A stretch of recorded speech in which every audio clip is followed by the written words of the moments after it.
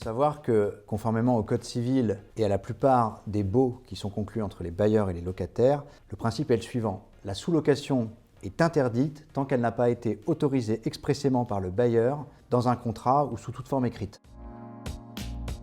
Alors le premier conseil que je vous donne, c'est de vous rapprocher d'un avocat. En effet, dans ce genre de situation, le plus important est de préserver la preuve de l'infraction au bail.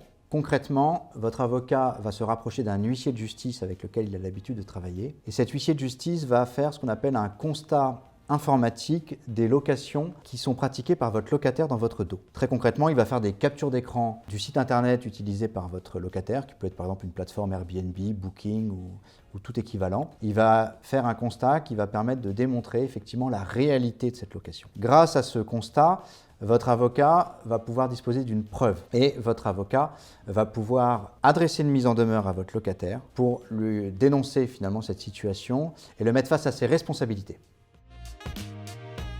Alors, votre locataire risque deux choses. La première chose, c'est qu'il risque tout simplement la résiliation du bail pour manquement au bail, c'est-à-dire que vous pourrez demander tout simplement son expulsion en justice. Et la deuxième chose, c'est que vous pourrez solliciter auprès du tribunal ou auprès de votre locataire de façon amiable au préalable le remboursement de tout l'argent qu'il aura gagné en mettant son appartement sur une plateforme de type Airbnb sans en avoir informé le bailleur. On appelle ça la restitution des fruits civils. Tout ce que votre locataire a gagné dans votre dos, vous pouvez le récupérer et le solliciter en vertu d'une jurisprudence aujourd'hui qui est totalement constante et bien arrêtée.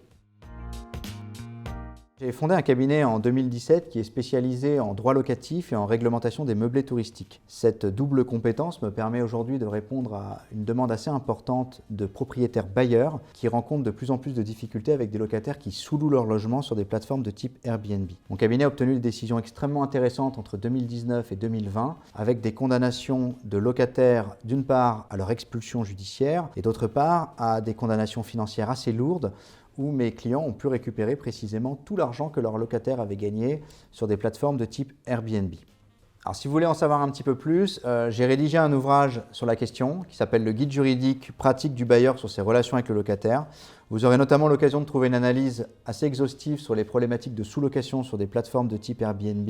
Cet ouvrage est consultable gratuitement et téléchargeable sur mon site internet. Et bien entendu, si vous voulez évoquer votre situation, n'hésitez pas à remplir le formulaire de contact sur mon site internet. Je ne manquerai pas de vous rappeler dans les meilleurs délais.